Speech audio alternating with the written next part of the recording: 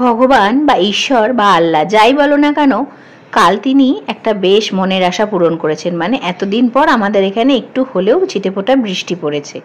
আর আজ আরও একটা মনের আশা পূরণ করলো কর্তামশাই। এইবারের প্রথম ইলিশ আর বর্ষার মরশুমের প্রথম ইলিশ যেটা, সেইটা নিয়ে এসেছে আজকে।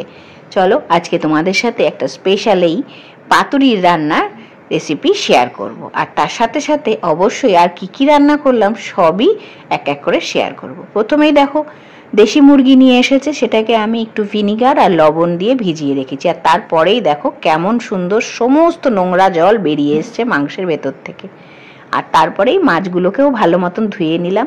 আজ নিয়ে এসেছে 1 কেজি 100 গ্রাম, মানে 1100 গ্রামের মাছ। বেশি বড় নয়, তবে খেতে কিন্তু সুস্বাদু ছিল। আর পেটটাও দেখেছো কত মোটা। আর যেহেতু আজকে বাড়িতেই সকলে ছিল, আজকে করে নিয়েছিলাম ময়দার পরোটা আর তার সাথে সাদা আলুর তরকারি। আজকে যে সাদা আলুর তরকারিটা করেছি খেতে দুর্দান্ত হয়েছে, তবে তার রেসিপিটা একটু অন্যরকম। দেখতেই পেলে অল্প একটু তেল দিয়ে দিলাম প্রেসার কুকারে, তারপরে কয়েকটা গোটা গোলমরিচ ফোড়ন দিলাম। আর অন্য কোনো মশলা কিন্তু দেব না। তারপরেই ছোট ছোট করে কেটে রাখা আলুগুলো দিয়ে একটু সাঁতলে নিয়ে 2-4টে সিটি মেরে নিলাম। আর লাস্টে নামানোর আগে লবণ একটু 1 চিমটি মিষ্টি স্বাদ অনুযায়ী দিতেও পারো, নাও দিতে পারো। আর তার সাথে গোলমরিচের গুঁড়োও দিয়ে দিলাম। হয়ে গেল আমার রান্না, সকালের জলখাবারের তরকারিটা। আর তার সাথে অবশ্যই ছিল পেঁয়াজ কাঁচা লঙ্কা দিয়ে সকলের জন্য একটা করে ডিমের অমলেট। অবশ্য আমার মেয়েটার মধ্যে পেঁয়াজ কাঁচা লঙ্কা কিছুই দেওয়া যায়নি, সে শুধুই অমলেট খায়। চলো এই দেখো গোল গোল পরোটা আমার হয়ে গেছে। এরপরে আমি চলে এসেছি দুপুরে রান্না করতে। আজ কর্তামশাই যেহেতু ইলিশ মাছ এনেছে, আর মেয়ে তো কাটা বেছে খাবেই না, সেই ভয়ের চোটে পাবদা মাছও রান্না করে নিলাম মেয়ের জন্য। চলো কি করে রান্না করি আজকের ইলিশটা, সেটা একটু তোমাদের সাথে শেয়ার করছি। যখনই সর্ষে বাটবে তখন তার মধ্যে অবশ্যই একটু লবণ দিয়ে নেবে, তাহলে সর্ষে বাটাটা তেতো হয় না। মিক্সির মধ্যেই আমি লাল লঙ্কার গুঁড়ো, হলুদ, লবণ সব একসাথে দিয়ে মেখে নিলাম, কারণ এটা একটু কম জল দিয়ে বাটতে হবে আর এটা দিয়েই রান্নাটা হবে। এইবারে আমি এখানে 5 পিস মাছ নিয়ে নিলাম আমাদের 3 জনের জন্য শুধুমাত্র।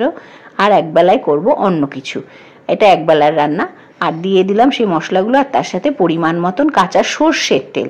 এখন খুব ভালো করে নরম মাছ, যেহেতু কাঁচা মাছ নরম, আর কত বড় বড় পিসগুলো দেখো। 1100 গ্রামের মাছ হলেও মাছের পিসটা কিন্তু মানে পেটিটা অনেকটাই চওড়া ছিল, সেই জন্য খুব ভালো মাছটা খেতেও ছিল। আর পেটে কিন্তু 1 ফোঁটাও ডিম ছিল না, শুধুই তেল ছিল। আর বর্ষাকালে তো ডিম থাকবে প্রায় 80% মাছেই। সৌভাগ্যবশত আমাদের মাছটা আজকে ডিম ছিল না।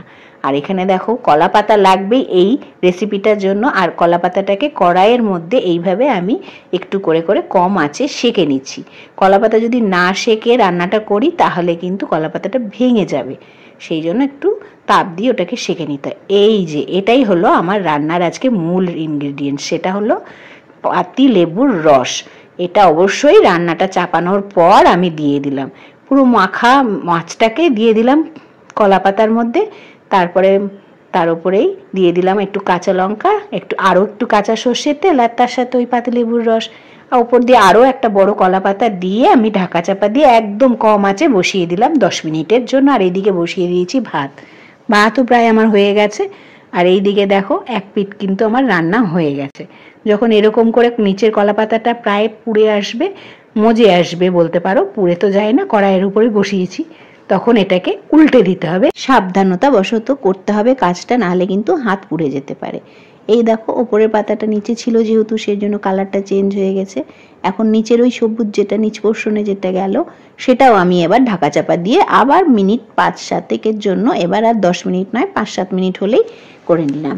এই যে দেখো আমার রান্না কমপ্লিট, নিচের পাতারও কিন্তু কালার চেঞ্জ হয়ে গেছে। এই রান্নাটা কেমন লাগলো অবশ্যই কিন্তু কমেন্ট করে জানিও। পাতিলেবুর দিয়ে ইলিশ মাছ, এটা খুব সুন্দর একটা রেসিপি, গন্ধটা দুর্দান্ত আসে। ইলিশের সাথে লেবুর একটা যা সুন্দর মেলবন্ধন ঘটে রান্নাটার পর, না খেলে সত্যি বোঝানো মুশকিল। নিজেরা রান্না করে একদিন অবশ্যই খেও এবং আমাকেও কমেন্ট করে জানিও। এরকম সুন্দর সুন্দর কিছু রেসিপি যদি আমার চ্যানেল থেকে তোমরা দেখতে চাও আমার চ্যানেলটিতে, তাহলে অবশ্যই আমার চ্যানেলটিকে সাবস্ক্রাইব করে রেখো।